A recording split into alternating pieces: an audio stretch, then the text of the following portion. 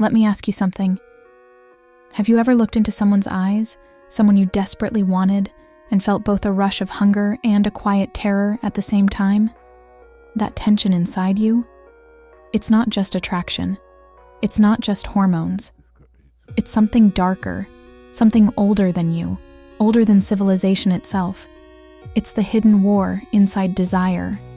And the truth is, most people never admit to it. They pretend love is pure, attraction is innocent, and relationships are built only on kindness. But deep down, in the place you don't want to look, you know that's not the whole story. Because in that place, desire isn't just about connection. It's about power. Centuries ago, Plato told a story about love in his Symposium. He said we are like broken beings cut in half by the gods, forever searching for the other half that will complete us. It sounds beautiful, almost comforting. But there's another way to see it. When you desire someone, you aren't simply searching for completion. You're wrestling with the unbearable feeling of lack. And lack is painful. Lack makes you desperate. Lack makes you want to control. Think about it. When you fall for someone, why do you feel jealousy? Why do you obsess over whether they'll text back? Why does your stomach tighten if you sense they're drifting away? It's not love that makes you feel that sick. It's the terror of losing your grip on something you think will save you from that unbearable emptiness. Nietzsche once wrote that every human relationship hides a will to power. Even love, he said, is never free from the shadow of domination. If you've ever found yourself trying to impress someone, to outshine rivals, to win attention at all costs, you've already felt what Nietzsche meant. Love is rarely equal. One wants more, one holds back, and desire becomes a battlefield. But here's the uncomfortable truth. The person who seems the most desirable is often not the kindest, not the safest, not the most stable. No, the one who takes your breath away is the one who seems untouchable, the one you can't fully possess. Why? Because desire feeds on resistance. The French psychoanalyst Jacques Lacan said it clearly. We desire what resists us.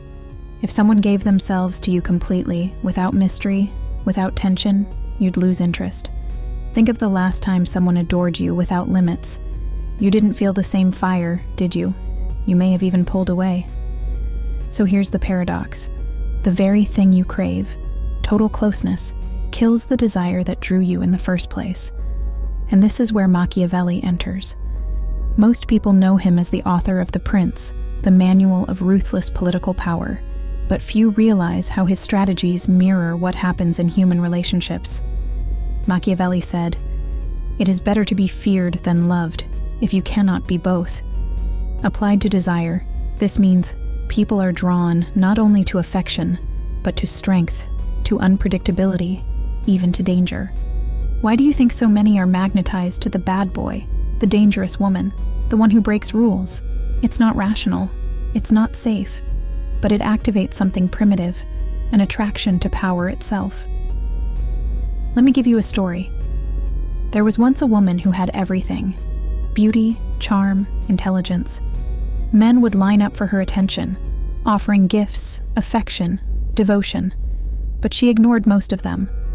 What fascinated her instead was a man who never chased her, who seemed distant, who sometimes even mocked her. The others called him cruel. She called him irresistible. What was happening here? She didn't just want affection. She wanted to feel the pull of something stronger than her. She wanted to feel conquered and yet still free, bound by a force she couldn't explain. And here's the irony.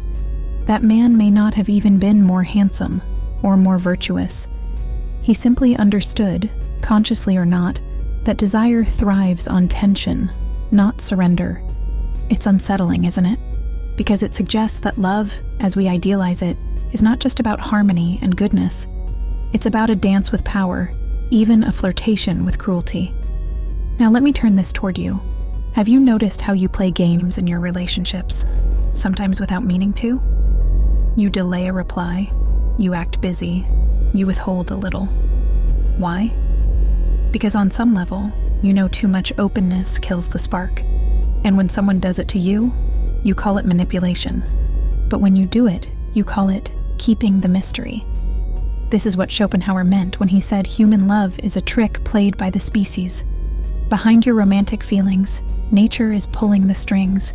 You think you're choosing freely, but biology and psychology are whispering in your ear, guiding you toward what serves survival, not necessarily happiness.